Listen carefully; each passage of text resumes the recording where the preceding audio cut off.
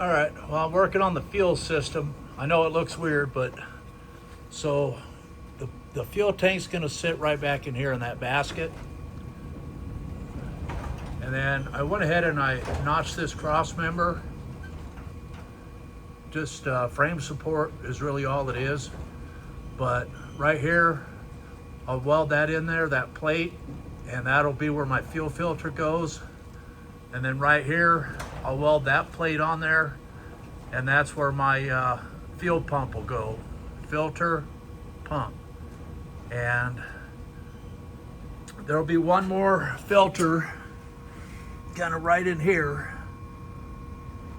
I don't know if, I can't get my, there we go, right in here will be a second filter. The one that's going here is 100 micron, so it's a pretty big filter as far as the element goes. And then the one I'm going to put here is going to be a 10 micron, so it'll have that finer stuff. So it'd be just like the fuel filter in your vehicle, the micron size here.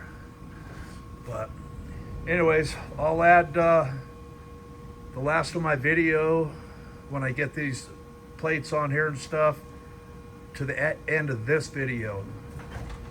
All right, cool. All right, well, you can see what I did here.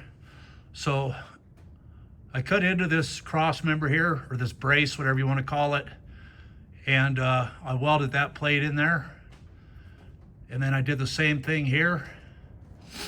And then this will be the inlet to this filter, 100 micron, out into this fuel pump, out of this fuel pump, come this way, and then there will be another filter right here, a little 10 micron. I wasn't able to get that far today, but you can see, I mean, that should work, I hope. Anyways, that should be pretty good. Anyways, later.